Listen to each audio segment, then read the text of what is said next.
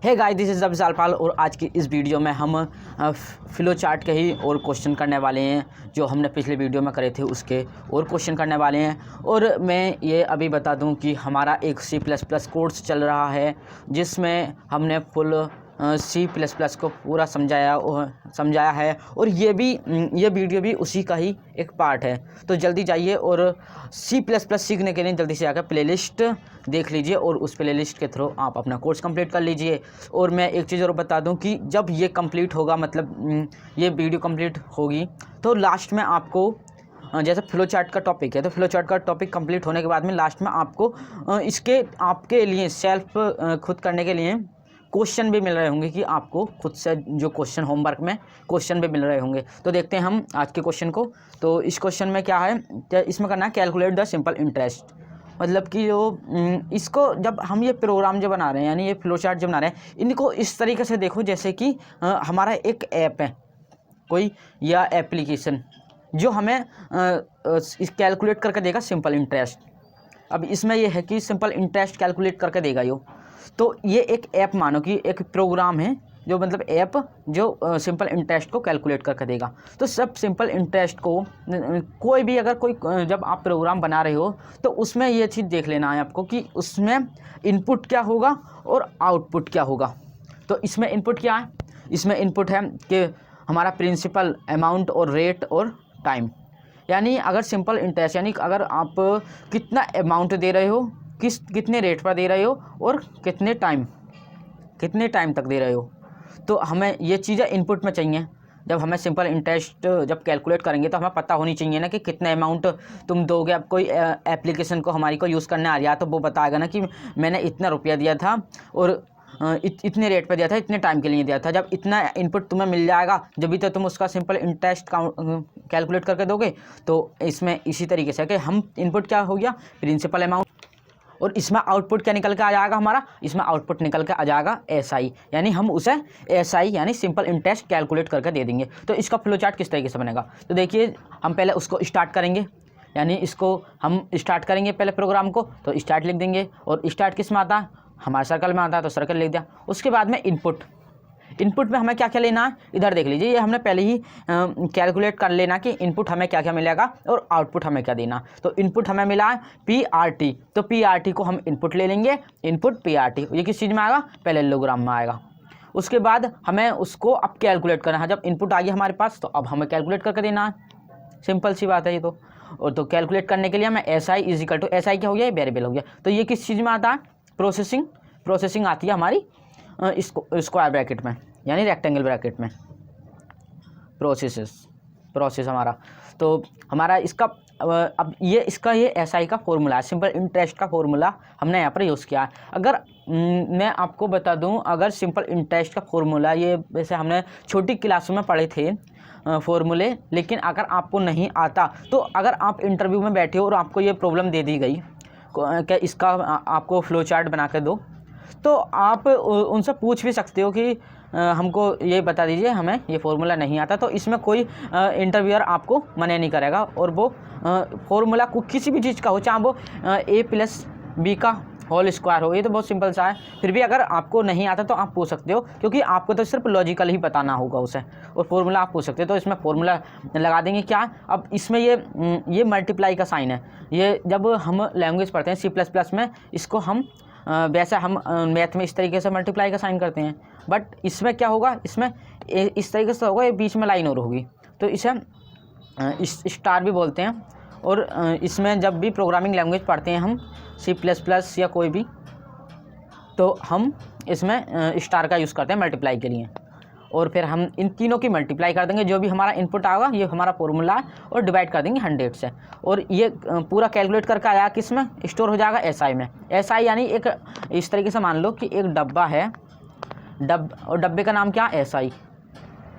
अब SI के अंदर ये जो पूरा जो है इसके अंदर है जो भी मटेरियल है, अब पूरा मटेरियल होकर इसका नाम है अब SI। अब SI को हम प्रिंट कर देंगे, अब SI हमारा प्रिंट हो जाएगा। प्रिंट होकर SI क्या था हमारा, फिर वो उसे मिल जाएगा, यानी आउटपुट में जो था उसको मिल जाएगा जो कैलकुलेट होकर। तो हमारा PRT डिवाइड 100 यानी वो पूरा मिल जाएगा उसको।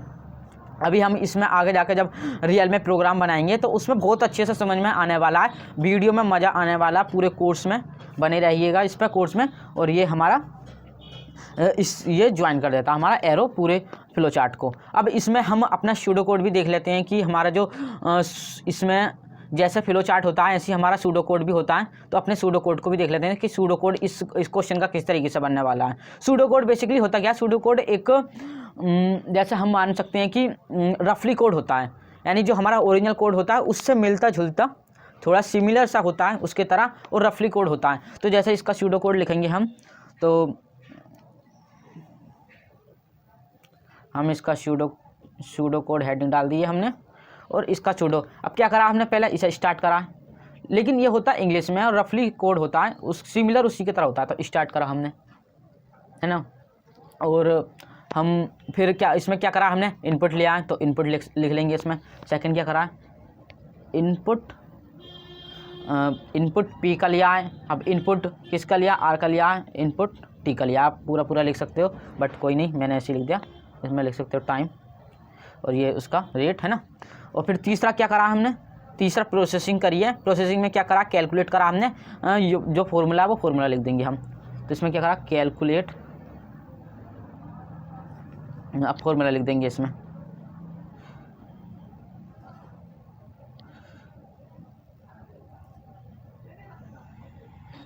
तो हम अब फोर्थ क्या आएगा, फोर्थ स्टेप इसका होगा, हम प्रिंट कर देंगे SI को, और बाद में 5 स्टेप में एक्सिट होंगे, सॉरी।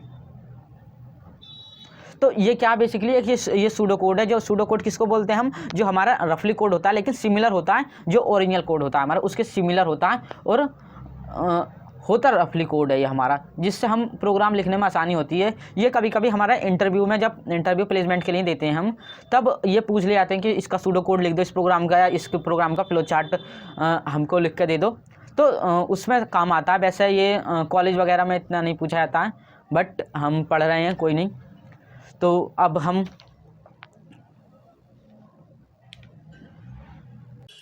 अपना अगला क्वेश्चन देखते हैं कि हमारा अगला क्वेश्चन क्या बोलता है। हमारा अगला क्वेश्चन कहता है कि find the maximum of 3 number, यानी कोई आपको 3 नंबर दिए हुए हैं, उसमें से एक मैक्सिमम, उसमें से यानी लार्जेस्ट नंबर कौन सा है उसमें से। तो जैसे हम लेट यानी मान लेते हैं, अगर जैसे हमें मिले हुए हैं 2, 5, 3, तो इसमें से मैक्सिमम नंबर कौन सा होगा। वैसे हम फिजिकली देखें तो ये नंबर है 5 है मैक्सिमम। तो इसी चीज़ को हम एक्सप्लोर करेंगे और अपने कोड में, मतलब फ्लो चार्ट में किस तरीके से हमें करना है, तो उस चीज़ को हम देखते हैं।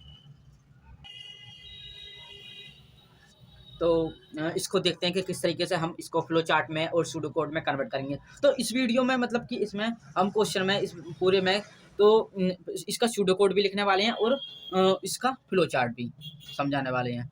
तो स्टार्ट करते हैं इसका। तो जब भी हम एक कोई प्रॉब्लम लेते हैं कोडिंग में, तो उसका हम अगर उसको ईजी करने के लिए उसका इनपुट और आउटपुट लिख देते हैं कि उसमें इनपुट क्या लेना होगा हमें और आउटपुट क्या देना होगा। तो इसमें कह रहे हैं फाइंड द मैक्सिमम 3 नंबर, यानी अब कोई एप्लीकेशन है, वो कोई ऐप है तुम्हारा, और उसमें 3 नंबर कोई भी दोगे तो वो तुम्हें क्या देगी, उसमें से जो लार्जेस्ट होगा वो फाइंड करके दे देगी। तो अब उसमें हमें 3 नंबर देने पड़ेंगे, तो यानी 3 इनपुट, हमें इसमें 3 इनपुट लेने पड़ेंगे। तो इनपुट कितने हुए, 3 इनपुट लिए, A, B, C। तो A, B, C की वैल्यू ये वेरिएबल होगा, जैसा हम मान सकते हैं कि A is equal to 2, B is equal to 5, C is equal to 3। तो इनको वेरिएबल बोलते हैं। और मैं एक चीज़ और बता दूं, कोडिंग, अगर कोडिंग पढ़ते हो, कोडिंग सीखना चाहते हो, तो एक चीज़ ज़रूर ध्यान रखने की, पेशेंस रखना है। यानी एकदम ये नहीं करना कि मेरे तो कुछ समझ में नहीं आ रहा। शुरू में हर किसी के साथ होता है कि उसको समझ में नहीं आता। अगर आपको कोडिंग सीखनी है तो एक कोई सी भी लैंग्वेज, एक लैंग्वेज पूरी सीखनी होगी तुम्हें, और उसमें ये नहीं होगा कि मुझसे ये समझ में ना आ रही, सिर्फ वीडियो देख लो तुम, और जब तुम पूरे कोर्स की उसकी वीडियो देख लोगे। और एक चीज़ और ध्यान रखना, कॉपी और पेन जरूर रखने अपने पास। अगर मेरा कोर्स देख रहे हो तो कॉपी और पेन जरूर रखना है, और उसको, जिसको मैं बता रहा हूँ, उसको नोटबुक में अपनी उतारते हुए चलो पूरे को। और जब इसी चीज़ को जब तुम पूरी देख लोगे, चाहे समझ में नहीं आया हो आपको, लेकिन पूरे कोर्स करने के बाद में जब तुम इसे दोबारा पढ़ोगे ना, तो आपके 101% गारंटेड बता रहा हूँ मैं कि आपको समझ में आएगा। और फिर बोलोगे हाँ कोडिंग सीखनी उस टाइम पे मुश्किल लग रही थी लेकिन ईजी है, क्योंकि कोडिंग में हर किसी के साथ ये होता है कि शुरू में उसके कुछ भी समझ में नहीं आता। पूरी एक लैंग्वेज उसकी बहुत बेकार तरीके से समझ में आती है जो शुरू की लैंग्वेज होती है। अगर आपने एक लैंग्वेज सीख रखी है तो आपको बहुत ईजी तरीके से आपको पता भी होगा इसके बारे में। तो हम अपने क्वेश्चन की तरफ देखते हैं जल्दी से। तो हम इसमें क्या, हमें लार्जेस्ट में 3 नंबर में से कोई फाइंड करना है, एक नंबर कौन सा लार्जेस्ट है। तो इनपुट कितने ले लिए हमने, 3 इनपुट लेने पड़ेंगे जब 3 नंबर है। तो ए बी सी हमने इनपुट ले लिया। इसमें आउटपुट क्या निकालेंगे हम, आउटपुट मैक्सिमम ऑफ 3, यानी 3 नंबरों में से कोई सा भी जो लार्जेस्ट होगा वो हम देंगे। तो इसको स्टार्ट करते हैं, हम स्टार्ट करेंगे फ्लो चार्ट को। जब स्टार्ट करते हैं तो स्टार्ट से करते हैं। तो स्टार्ट लगा, स्टार्ट किस चीज़ में आता है, सर्कल में आता है, तो सर्कल में करा हमने। उसके बाद इनपुट लेंगे हम, तीनों नंबर को पहले लेंगे तभी तो उनमें से लार्जेस्ट बता पाएंगे। तो इनपुट लिया ए बी सी, हम तीनों नंबर ले लिए। अब ए बी सी क्या है, वेरिएबल है। इसको अभी सिर्फ उसको अभी ये मत सोचें कि वेरिएबल क्या होता है, सिर्फ देख लो सिर्फ ए बी सी। अब हम इसमें ये डिसीजन, ये क्या है, डायमंड जो शेप था, कंपोनेंट था, वो किस लिए होता है, डिसीजन लेने के लिए, कि अगर ये नहीं है तो वो होगा, वो नहीं है तो वो होगा। अब ए ग्रेटर देन है 20 है, क्या ए बड़ा है 20 है, तो इसमें देख लेंगे हम, क्या ए बड़ा है 20 है, नहीं बी बड़ा है, ये ए है, ये बी है, ये सी है। अगर इसे भी नहीं देखते तो हम ऐसे ही मान लो, हम लेट ऐसे मानने अपने आप। तो ए बड़ा है तो ए की तरफ को जाएंगे, अगर ए छोटा होगा तो इधर को जाएंगे, नो की तरफ को। ये कंडीशन ट्रू हो रही है जी, नहीं, क्योंकि बी बड़ा है तो बी बड़ा है, तो हमें ये कंडीशन फॉल्स होगी तो इधर नो की तरफ को जाएंगे। नो की तरफ को जाने के बाद में अब फिर यहाँ पे एक कंडीशन हमने लगा रखी है, क्या बी बड़ा है सी से, बी बड़ा है सी से, हम देख लेंगे। अब इन दोनों को कंपेयर कर लो, बी बड़ा है सी से, हाँ जी बड़ा है बी सी से। तो यस होगा तो नीचे को आएंगे, और अगर नो होगा तो इधर को आएंगे। तो यस है हमारा तो प्रिंट कर देंगे बी, यानी अब बी पे कौन सा है, बी पे क्या 5, तो हमारा 5 निकल के आ जाएगा कि 5 लार्जेस्ट नंबर है। अब ये अगर इसमें ये नंबर नहीं होते और कोई नंबर होते तो इसमें क्या हमने डिसीजन ले रखे हैं कि ए को कंपेयर कर लिया बी से पहले, अगर इसमें से कोई सा भी बड़ा होगा तो वो बड़ा हो, बी बड़ा होगा तो इधर चला जाएगा, ए बड़ा होगा तो इधर को आ जाएगा, यस की तरफ को कंडीशन ट्रू हो जाएगी। फिर इसमें भी अगर ए इसमें बड़ा है तो इधर को आ गई कंडीशन। तो अब इसमें चेक कराएगा, ए सी से ही बड़ा है, सी से भी बड़ा होगा तो यस की तरफ को। इसमें क्या होता है कि डायमंड डिसीजन में इस वाले बॉक्स में जो डायमंड के शिप का होता है, इसमें 2 ब्रांचेस होती हैं, एक नो की और एक यस की। तो इसमें लिख लेते हैं कि अगर ए बड़ा होगा तो यस में प्रिंट ए कर देगा, अगर ए छोटा होगा सी से तो नो की तरफ प्रिंट कर देगा सी। तो इसमें तीनों चीज़ें प्रिंट हो रही है, देखो ए भी प्रिंट हो रहा है, सी भी प्रिंट हो रहा है, बी भी। अगर जोन सा इसमें अब ये डिसीजन मेकिंग है, अगर जोन सा इसमें तुम्हारा कि जो लार्जेस्ट होगा वो प्रिंट कर देगा, ठीक है। अब हम बाद में इसको एग्जिस्ट कर देंगे। एग्जिस्ट किससे करते हैं, गोले से, यानी सर्कल से। और प्रिंट का तो आपको पता ही है, जो आउटपुट होता है वो पैरेललोग्राम से होता है। तो इनके मैं क्वेश्चन भी दूंगा लास्ट में जो आपको होमवर्क में सॉल्व करने हैं, तो उनको सॉल्व करके जरूर देखना। नहीं हो कोई टेंशन नहीं है, मत लेना इतनी टेंशन, क्योंकि जब आप पूरे कोर्स को एक बार करने के बाद में जब दोबारा कर रहे होगे ना तो आपको अच्छे से समझ में आएगा यो। तो अब हम इसका सूडो कोड देख लेते हैं, ज़्यादा हमारे पास वीडियो लॉन्ग होती चली जा रही है, तो जल्दी से इसका सूडो कोड देख लेते हैं। इसका सूडो कोड क्या होने वाला है, तो यहाँ पे हेडिंग डाल लेते हैं सूडो कोड की।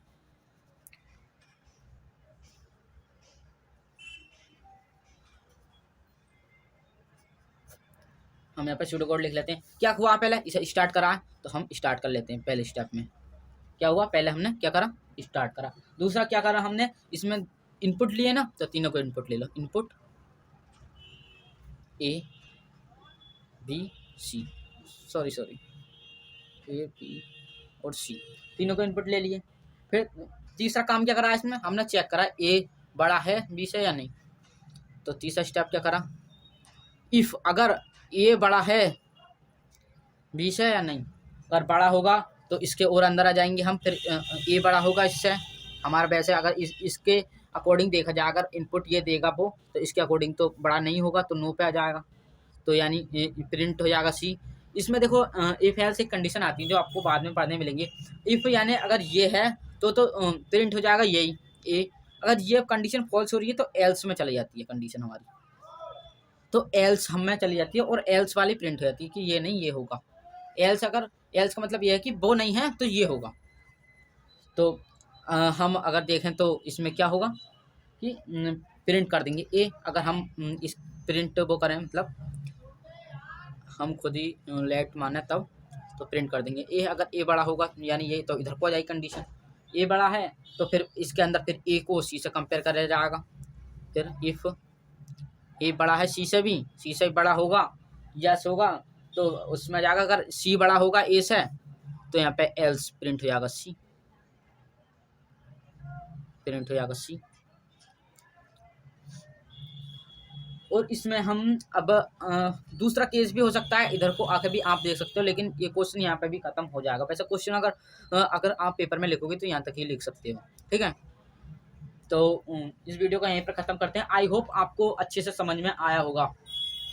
अगर इसमें आपको अगर कुछ समझ में ना आ रहा हो तो पेशेंस रखना, आपको बस पेशेंस रखना है। आपको धीरे धीरे सब समझ में आने लगेगा, क्योंकि कोडिंग में थोड़ा हार्ड होती है और ये समझ में नहीं आता है।